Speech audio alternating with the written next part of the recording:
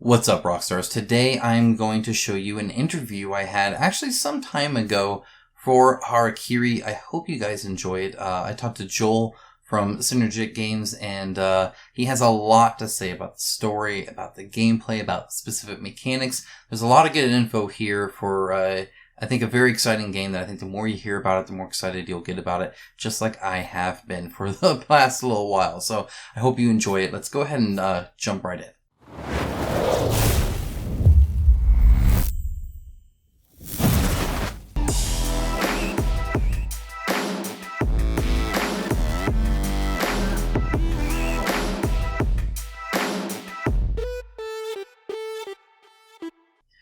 Now, before I play the actual interview, there are two things I want to say. First of all, thank you so much to my patrons and YouTube members. It is through their financial support that I'm able to stay as independent as I am so that I can give you my honest coverage and not my wallet's coverage. If you appreciate that independence to be able to say anything I want about any of these companies, there's a link down below in the description to either of those for you to use. I thank you very much for it. If not, that's fine too. A simple like on the video, a comment saying that this video was helpful or interesting in some way, or in some way beneficial to you in your life, that's greatly appreciated as well. It makes it all worthwhile. So that when I'm recording this at 4 a.m., you guys can appreciate the work that I put into trying to get these out to you guys among a very busy life outside of this too. So if you appreciate that, seriously, let me know. It does actually help. It helps me morally, and it helps the algorithm as well. So with that out of the way, we're going to go ahead into the interview. Now, I didn't initially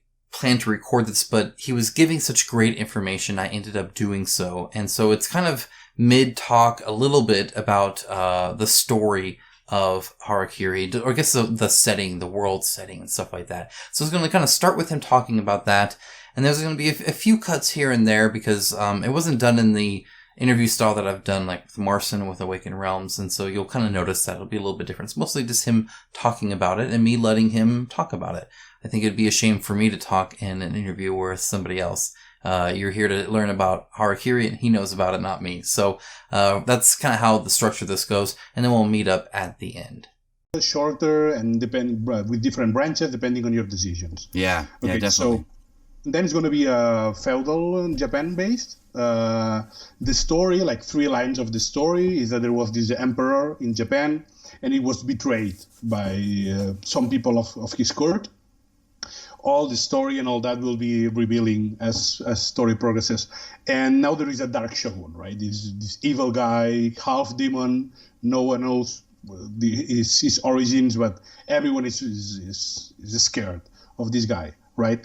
And he's unleashing his tentacles all over Japan. And the clans that were more on the dead emperor side are trying to counter back, right? Mm-hmm. And the emperor's son is missing. No one knows. He's a small child.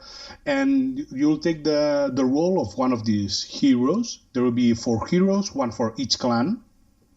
And you will be like partnering together against this dark shogun. And also the gods and goddesses are also afraid of the power of this being, right? So they're going to help you somehow during your adventure.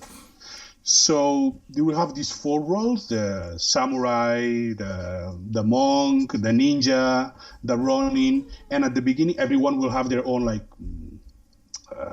style, and then you will be mixing with a god or goddess. So you will be linking yourself, and you will be unleashing more and more abilities as game progresses. So you can link a character who is like heavy hitter with a goddess of life, and then you're going to be able to have some abilities that healing or something like that, right? So you will not be able to do only the things of your character. You'll be able to choose a little bit, like move a little bit one side to the other. So then the main point that we want to focus on is the immersion. And how do we get this immersion, right? So we'll be doing, first is going to be like a dynamic gameplay, and we'll show you what this means, because we are plenty of people saying these nice words, but then you have to show how are you going to achieve that, because if not everyone is like easy to learn, ready to master, and all these kind of things. I'll tell you the exact things that we want to do to do that, right? So Then we'll have like the narrative focus as well for that. And one of our partners is a well-known Spanish writer who has published, I think, like 10 or 15 books based on fantasy and he's kind of expert on this kind of books that you choose your own adventure. Oh, perfect. So depending on your actions, even in the same book, you can go to one part or the other. And he's a role player, and he's in love with the project. So as he well. gets it. Yeah. And he's like, I want to play with you one of these days. And because we have the TTS module for playtesting and everything. And he really was eager to play as well. So, and then we'll have to also for this immersion, we'll have some decisions and repercussions. I will show you why later. So with all that, the second point that we want is we want to have a high quality product, right? That's why we choose the illustrators that we have. We have like Manzanedo and Benzal. They're very well known in Spain. We'll wait for tiles. We'll have Henning working with us. Is the guy that works most of the Simon games and Blueborn and all that. So he's the guy usually doing that. The game is going to be like in two phases most of the time. I really don't like to give names of other games, but in somehow like to give a quick reference would be a little bit like Oathsworn, that this adventure phase, like travel and in the city in Oathsworn, and then you have the combat. In our game, first will be a travel phase all over Japan. So you have a part of Japan that you can move around. Characters will move independently, so they will be independent to go anywhere they want. And then they will have like the primary goals, and those primary goals will be changing the world. So depending on what you do, a new shrine can be discovered, a city can be destroyed, and then we'll be changing the map, some kind of like it was supposed to be in Truthbank. Who knows how it's Truthbank now? But it was supposed to be with cards and all that. Yeah, we had the cards and the sleeves and whatnot. Yeah, without the sleeves, probably, because they would tell us that we have copied it. But the thing is that the map will be dynamic, right? Yeah, I know, that's cool. Okay, then we'll have the secondary missions. There will be minor changes to the settings, right? And the thing is that in some of these secondary missions, most of the games are like, okay, you get there, you do the mission, and then you get the reward, and that's it. You can forget about it. You don't care. It's over. But in our game, you want most of the missions, depending on what you choose on the actions, then that same mission will will tell you, like, now you will add this card to the next adventure phase. Right, so for instance, you go to a town, and then they ask you for help, and you don't want to give them help because you don't have the resources, the gold, or the time, or maybe you don't want to risk yourself to be wounded, and then they will remember that. So depending on your decision, they will tell you, okay, now you add this card for the next adventure phase, and then next adventure phase, or maybe 2 or 3 or 4 later on, you will reveal a new event and say, oh, by the way, I'm one of these guys that were from that town that you did not help us, and now I'm coming for you. So your actions can have consequences from the adventure to combat, or the other session, 2, 3 sessions later on. I don't know, if they tell you to escort a guy from one town to the other, and if you're able to do that, maybe that guy will remember, and later on it will appear in another event. Then we'll have the personal missions. Each character will have their own kind of booklet and their own history. Right now we have the lore for this character written in Spanish, and we have it being translated by a guy who's working for Mythic Games, for CD Projekt, and all this, so a professional Spanish translator. And those will be unveiling while the game progresses, right? Each character, the lore is rich, and each character has their own motivations to go against this Dark Shogun. It's not like, okay, someone comes to you, by the way, you take this card, you go into adventure. They have strong motivations, right? And then they'll have the personal progression. All characters in this map, they're going to be able to progress themselves in many ways, like spiritually. You're going to be able to increase your connection with the god that you have decided. So the more in some kind of pilgrimage in the map. So the more temples that you visit and shrines and favors that you do to them, you will be more and more connected to the god, unlocking new abilities. Then some other player can focus on going to dojos and learning new martial arts, and they will be improving their body instead of their spirituality. And some others will decide to have to do secondary missions to get gold and get better gear. And so the thing is that we'll present you an open world that you will not be able to get it all. So you have to make choices. So you will not be able to be the full power with the god, full power with martial, the best gear, personal story, and everything. So people will have to decide. It's something that we wanted like players to be able to make the characters different. On top of that, the Dark Shogun will be doing their evil things, obviously, and at the beginning of the adventure phase on each turn, we will have events, and these events will be exclusive to this session. So they will be like story based, and if you leave the Dark Shogun machinations to go all over, then their influence will be higher and higher, and it will give you like will nerf your actions and things like that. So in the end, will be an open map, lots of things to be done. Character like they will decide how they want to improve. And you will be able to travel by land and sea and all that. Traveling around the country, there will be some safe paths, the imperial roads. The events that you will be unveiling there will be like easier or dangerous roads and all that. Okay, so that's the adventure phase, the travel phase. And then more combat-based, most of the time you will be unveiling like a scenario, right? We are working on a prototype that we will be sending you as soon as we have it ready with everything, and because we don't want to. My colleague told me no way we can show TTS and all that because we want to show only final illustrations and everything. And said we could show no. Okay, so we will show when it's finished, sure. Right?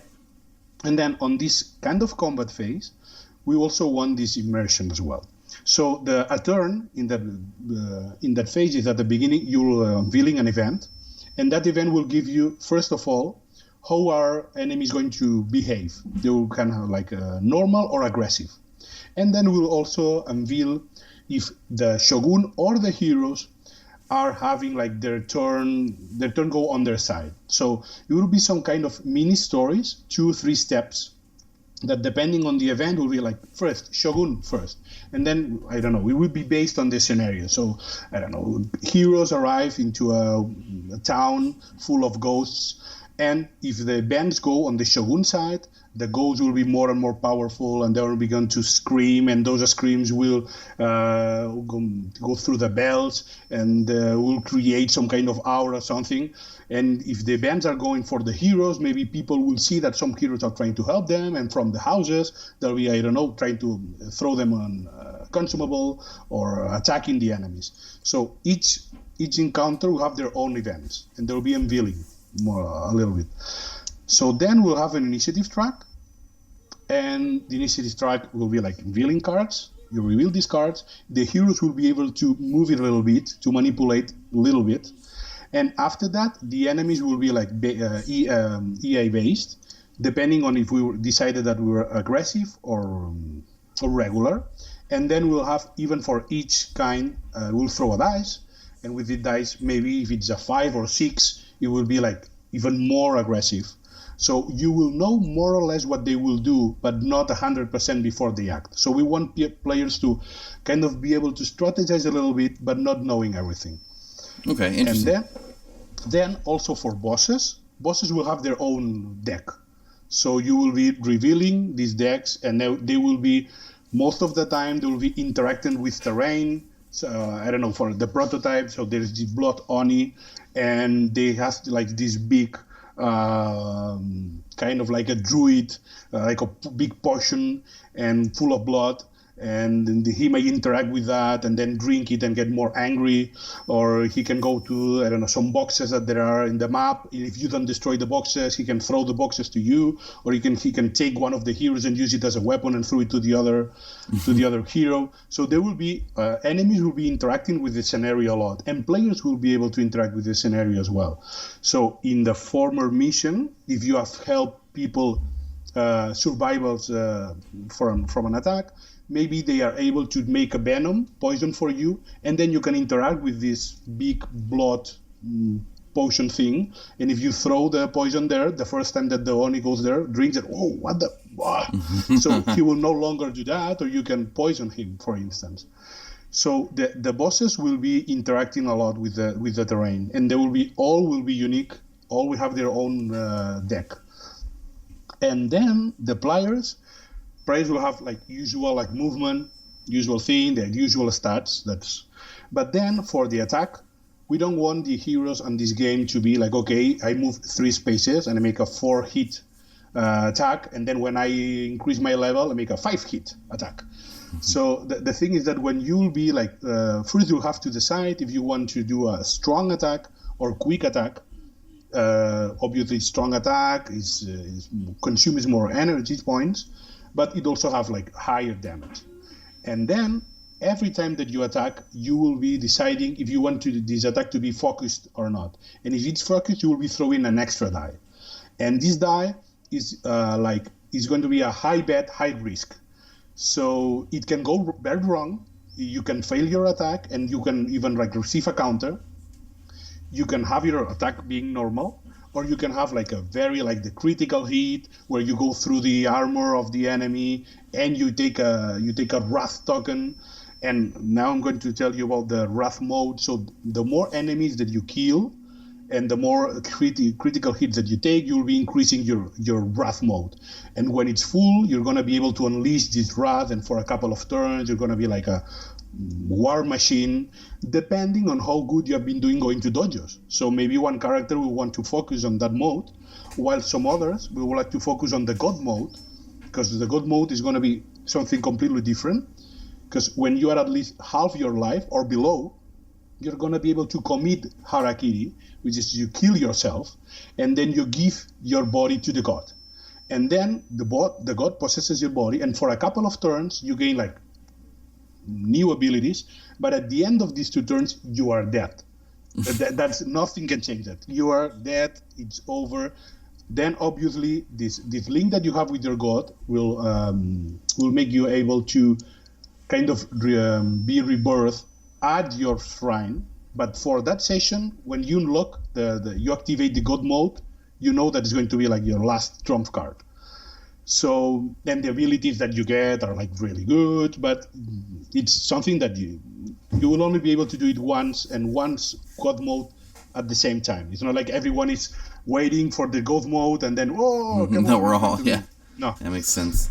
So we'll have this wrath mode, this god mode.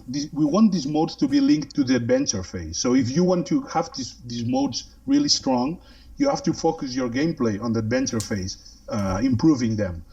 And then for the dices, that we know that everyone loves dices, we'll have except the focus dice, 4 different kinds of dices with different number of hits, and also they will have some of them the yin and yang, the white and black. And if you throw dices and you can mix these 2, you will unlock the weapon ability. So depending on the number of dices and the kind of dices, you are more chances to unlock these special abilities. Then, and I really feel that I'm talking too much. No, not at all. Not at all. I love it. Then about the skills. Okay, so we want players to be able to have different ways of playing, and we know that we have given them the ability with this connection with the god or goddess, and they can decide if you want strong, focused, or quick or not. But the skills as well. We want the skills not to be in a way that you gain a new skill, and from that point you use only this skill because it's the best one, and then you forget about all the others and you don't care, and it's the same. It's +3, +5, +7. So what we did is when it's your time to activate, you have an amount of dices equal to your level, and you throw these dices, and from 1 to 6, you will be depending on one of your stats, your spiritual stat, you will be able to re-roll, add some scores to these dices, and there you will have to spend these dices to activate the skills. So the better the skill, the higher the die you have to use to spend, and then if the skill you have to put there 6, you will put the 6 there. And then at the end of the turn, all the dice that they are on your cardboard, they will be decreasing 1 point. So it's some kind of cooldown, right? So you can do like a very big hit, but then you have to wait like 3 or 4 turns. So it's not like I'm gonna be there, I'm gonna make the big attack, and gonna be like every turn is gonna be the same. So you have to strategize a little bit. I'm going to be wait maybe for the big attack or not. Obviously, we know that the progression at the beginning, the abilities have a low requirement, so a 2, a 3, because at the beginning you will be throwing little dice. And then at the end, when you're level 5 and you have 5 dice, it's going to be much easier to get a 6. Sure. So you will have this cooldown system. Obviously, there's going to be a way that you can re-roll these dice, spending some action points. So if the throw is very, very bad, we don't want to character like, oh shit, then what I'm doing. So you will be able to throw again, or unlock these dice, throw again, and put them again. It also helps that if you are using all these abilities, these dice are like being spent, and at the if you go crazy spending abilities at the beginning, by the end of the combat, you will have to re-roll of the dice because most of them will be spent. You have no reserve. So it's a way that you want these abilities to be like alive. That is going to be like you have to decide when to use them, right? So more or less, that would be like the quick throw of information. And I don't know if you have like a specific question. We'll love to show you like the prototype and everything, but we want to have it like 100% ready. And when the time arrives, we will, I don't know, maybe one day if you're interested, we can make a TTS session. You can see the game in action. Sure. Because we have the TTS working and everything. We have been working it for hundreds of hours, but we want to have it like properly done. So this is more or less the thing. Immersion, good high quality product, decisions and repercussions. And that characters can feel different depending on what you do, not what you choose at the first day, but what you do. If you want to, what you do decides the way the character evolves. So that would be more or less it. I don't know if you have like any other question or. Sure. Yeah. Yeah. Definitely.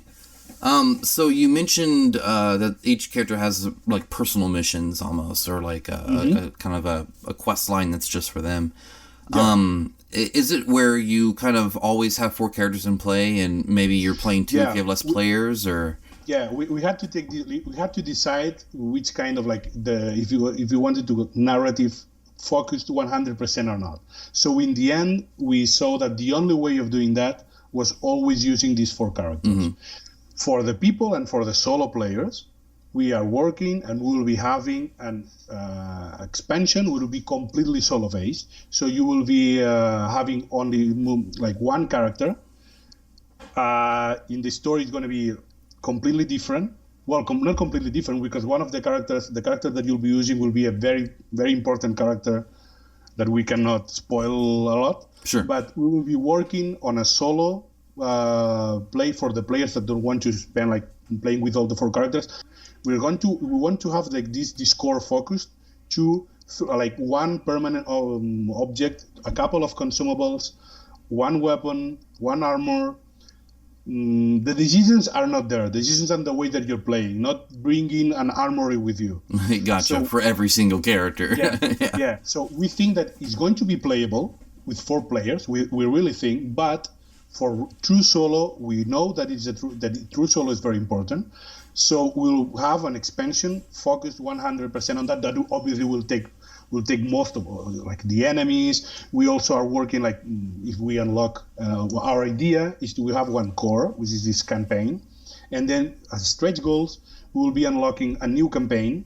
We will be offering this. The enemies will be interchangeable. So with the scale power, because we have like an Excel sheet with all the math, and so we'll be able to switch one thing with the other, but we'll have a 1-player expansion focus for solo players as well. No, that makes total sense. The other thing is, like you mentioned bosses, you mentioned regular scenarios, and boss battlers are all the rage nowadays. when it comes to fighting a boss, which you're not doing every time, do they have their own special like board, or are they just kind of on the map? Like if you saw Massive Darkness 2, they kind of have just like a section of the map that you do it in. So there's different ways to handle that. So we will be having two kind of bosses. So there will be some kind of mid boss. These mid bosses will have an AI that instead of this aggression or not, we'll be throwing like a die, and you, depending on the die, they have their own board. Every character, in fact, every enemy, they have their own board. Because even for the minions, they must have a board, because they have like when you're aggressive or regular, and depending if you're aggressive, 1 to 3 is this, you throw a die, 1 to 3 is this character, 4 to 6 is another one. Mm-hmm. If they throw the best die, like 5 or 6, they will be also doing this focus attack as well. And this focus attack will be able to reduce your armor, because the characters will have a defense, will be adding this armor, and the armor can be damaged. So even these small minions that you at the end is like, I don't care about these minions, they go through, no, because if they throw these 5 or 6, they're going to be able to little by little damage your armor. So we'll have to take them into consideration as well. So that will be for minions and everything. So these mid bosses, they will have this board for them, die from 1 to 6, and each the 6 results will be a different action. One of them will be take a character, I don't know, the Undertaker. So in one of them, they will go to a closer hero and try to grab him and put him in the coffin. And another one, he will move to the next grave that there is there. And if you have not, if the grave is still not, I don't know the word in English, but anyway, he can take and reveal the corpse and heal himself or something like that. Sure. So that's for mid bosses. For big bosses like the Block Oni, the block that we have in the prototype, they will have their own deck of cards, tarot based, and there will like 8 or 10 different, and each of them will be different. So they will have their own board, and the bosses will have their own deck. And then, I don't know, and the deck will, some of the actions will combo with the others. So if this one has been played, the other one can combo, and they are very different. So, and based with the strong point here is that we want them to be based on the scenario that they are playing, even if this means that we'll have to make more cards and all that. So if you fight the Oni 2 times, because for instance, this is kind of a spoiler alert, probably we will be fighting the Oni halfway on the campaign, and depending on what you do, maybe he will appear later on and will remember what you did and all that. Oh, very cool. So combat will be different. It's not to be the same to combat in a cliff or inside of a palace or in a forest or anything. So every boss, their own EI deck, and every creature will have their own board. Awesome. No, that sounds really cool. All right, so that's all I had for you guys today. I hope you enjoyed some of that information. I found it really interesting. All it did was make me more excited for this game. I think the minis look cool. I think the art looks cool. The style, the theme, the setting, all of it is speaking to me, and I can't wait to really get my hands on this game, which I do plan on doing. So I'll be working with them to try and get my actual hands on an actual game that I can play and tell you guys all about. And so be on the lookout for that. If you are not subscribed with the bell icon, YouTube sucks at showing you guys videos. You might think you see everything, but you don't. And then I get these comments all the time in these videos saying, I didn't see this posted originally, and either you missed an early bird or you missed some information that you could have had or something like that. If you find my videos helpful, if you're looking forward to something like that, go ahead and do that now. It does actually help benefit you guys, and it benefits me a little bit too. So with that out of the way, guys, thanks so much for watching. I always appreciate it. I hope you have a great rest of your week. I am almost done with my Bloodborne review. I wanted to have some more time with it. I'm really trying to give it through its paces, both in player count, both in content that I'm exploring through it, so that I can get you the best review possible for that. That will be here very soon. As soon as I can get it out to you guys, I'll be doing that as well. So be looking for that also. And with that, take care. I'll talk to you later.